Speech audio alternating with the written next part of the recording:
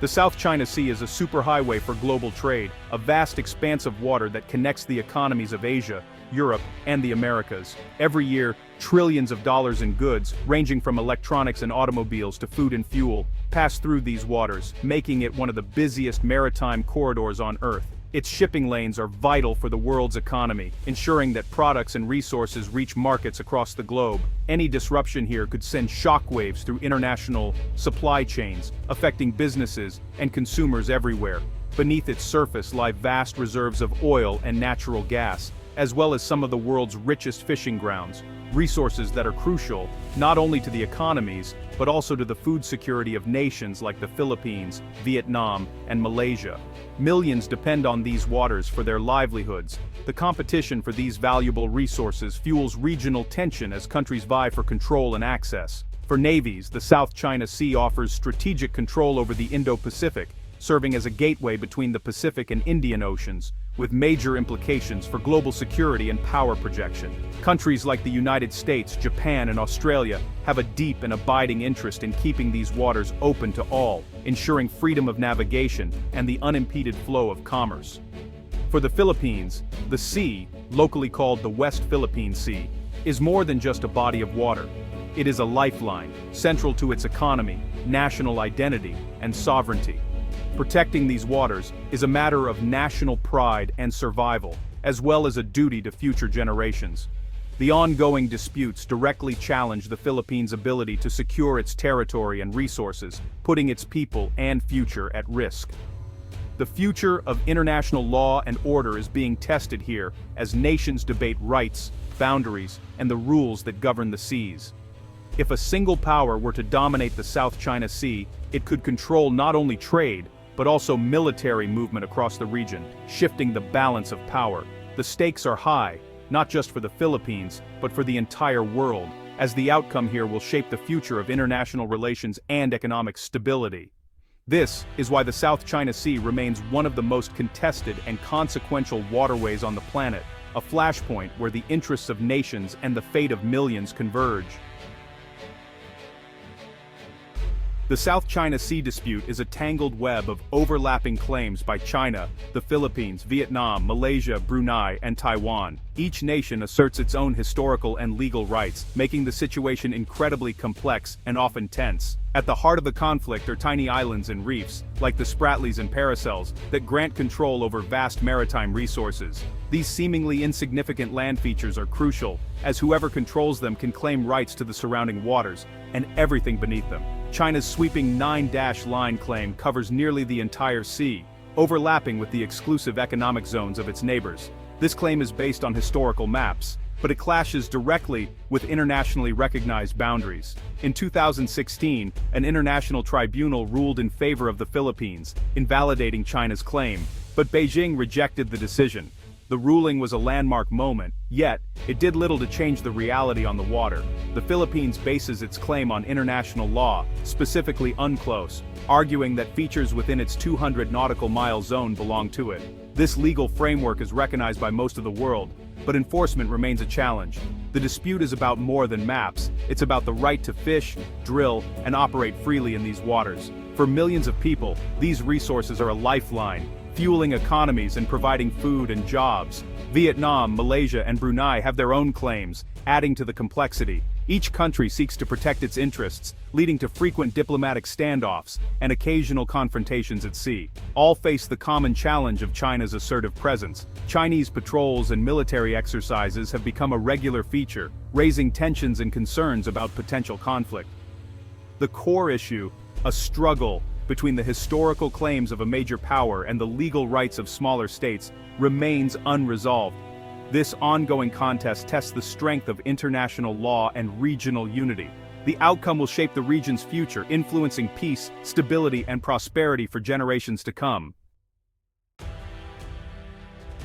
Once wartime adversaries, the Philippines and Japan have forged a robust strategic partnership. Post-war, Japan became a key source of aid and investment, helping rebuild the Philippines' economy and trust. Today, both nations are democracies, U.S. allies and maritime countries facing direct challenges from China's assertiveness. Shared concerns over freedom of navigation and regional security have brought Manila and Tokyo closer. Their partnership is grounded in upholding a rules-based international order, not might makes right. High-level meetings, defense agreements, and technology transfers now define their relationship. They're negotiating a reciprocal access agreement to enable joint military training. This alliance is no longer just about economics, it's about collective defense and securing their maritime future. The transformation from former foes to close partners is one of Asia's most significant security shifts. Together, they send a message. Unilateral changes to the status quo will not go unchallenged. Their cooperation is reshaping the region's security landscape. Japan's support for the Philippine Navy and Coast Guard is not just symbolic, it is real, visible, and substantial, making a significant difference on the ground and at sea. Over the past years, Japan has provided large, modern, multi-role response vessels, dramatically boosting the Philippines' ability to patrol and secure its vast and often challenging coastline. These advanced ships are essential for law enforcement, search and rescue operations, and for asserting a strong Philippine presence in contested and disputed waters, especially in the West Philippine Sea. Japanese maritime experts regularly train Filipino crews, ensuring they can confidently operate and maintain these vessels for the long term, and pass on their knowledge to future generations. In addition to ships, Japan has supplied TC-90 surveillance aircraft, giving the Philippines a much-needed eye in the sky to monitor activity over the West Philippine Sea and beyond. With enhanced maritime domain awareness, the Philippines can now track foreign vessels, monitor suspicious activities, and respond more quickly to incursions or emergencies. Japan's assistance also includes a steady supply of spare parts and ongoing maintenance support, ensuring these valuable assets remain effective and operational for many years to come. This comprehensive approach, combining state-of-the-art hardware, hands-on training, and technical support, helps build true self-reliance and confidence within the Philippine Maritime Forces. The partnership is about more than just equipment. It's about building lasting capability, fostering trust, and strengthening strategic cooperation between the two nations. Thanks to Japan's unwavering commitment, the Philippines is steadily transforming into a credible and respected maritime force in the region. This ongoing support is a cornerstone of their deepening alliance, paving the way for greater security and stability in the Indo-Pacific. Japanese-built vessels are game-changers for the Philippine Coast Guard and Navy.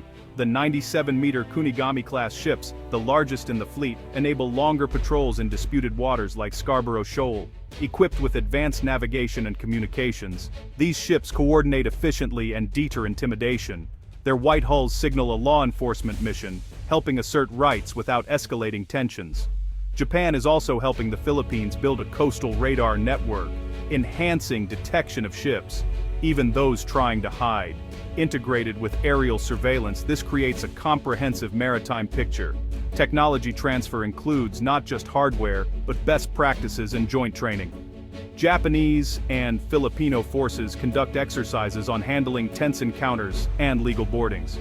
The real value is in building professional capacity to safeguard the nation's waters. This blend of technology and training is redefining Philippine maritime security. Japan's support comes as tensions in the South China Sea reach new heights. China's gray zone tactics, using Coast Guard and militia vessels to harass and blockade, have put the Philippines under constant pressure.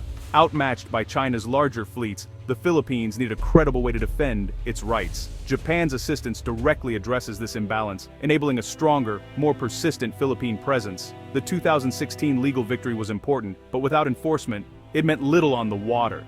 Japan's help turns legal rights into real-world capability, allowing Manila to uphold its claims. This fits into a broader strategy of integrated deterrence, where allies work together for collective security. Regional partners are taking proactive steps, making the alliance network more resilient. Japan's role is vital in ensuring the Philippines can stand its ground. China views the Japan-Philippines partnership with suspicion, seeing it as part of a US-led effort to contain its rise. Beijing condemns Japan's involvement as outside interference and invokes history to question Japan's motives. Chinese officials warn of Japan's remilitarization, aiming to sow distrust among neighbors. At sea, China has not backed down, deploying large Coast Guard and militia vessels to challenge Philippine patrols. The result, more frequent and intense standoffs, but no direct military confrontation. China's strategy remains focused on gray zone tactics, pressure without open conflict. The partnership is a new obstacle, but Beijing is adapting rather than retreating. The contest for influence in the South China Sea is far from over. The Japan-Philippines alliance is closely watched across the Indo-Pacific. The United States strongly supports it, seeing it as a model of shared security and burden sharing. Southeast Asian claimants like Vietnam and Malaysia quietly approve, hoping a stronger Philippines will help balance China's power. Australia, the UK, and others see the partnership as part of a web of alliances upholding a free and open Indo-Pacific.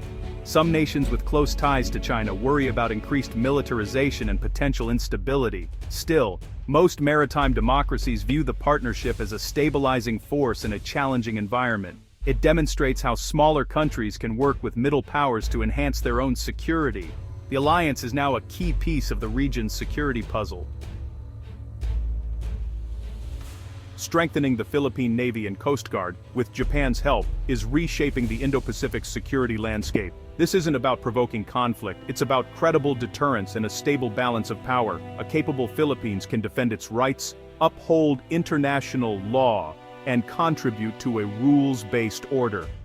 Japan's support, modern ships, technology, and training enables real self-reliance. The partnership sends a powerful message: alliances matter, and cooperation creates lasting security. The transformation from adversaries to close partners is a model for the region. A stronger Philippine presence helps keep the South China Sea open and secure for all. The Japan-Philippines alliance is a vital step toward lasting peace and stability in the region.